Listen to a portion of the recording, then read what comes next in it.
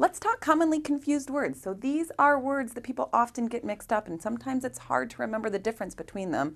Unfortunately, there's no easy trick to memorize them except just making yourself aware of them. So the first one that I see often is the confusion of imminent and eminent. All right?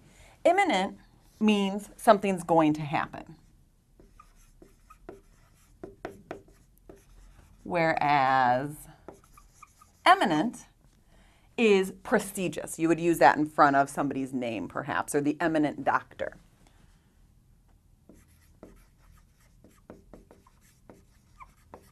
All right.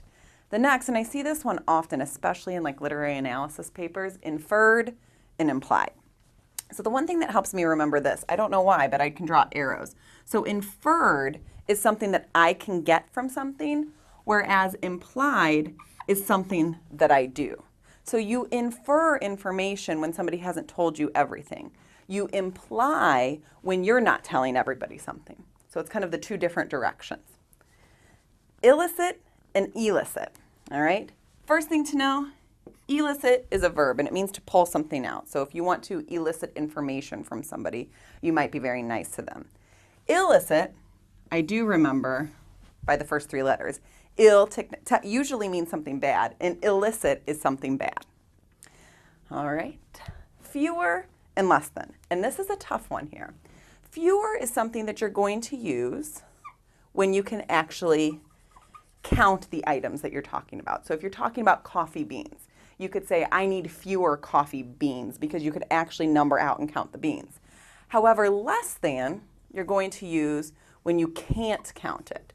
So if I was saying I want less coffee than somebody else, that's what I would use, because I can't actually count coffee.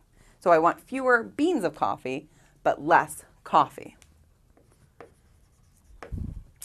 Allusion and illusion. Again, I see this a lot in literary analysis papers. Allusion is a literary technique. So it's when an artist or an author or somebody refers to another artistic piece or another piece of literature. So you're often going to see this maybe in English textbooks or hear about it in history, but not often other places. So you can try to remember it by allusion starts with an A and maybe it alludes to art or something else like that. Illusion is what you might see in the desert if you were very thirsty. You could call it a mirage, but it's also an illusion, something that doesn't really exist. All right?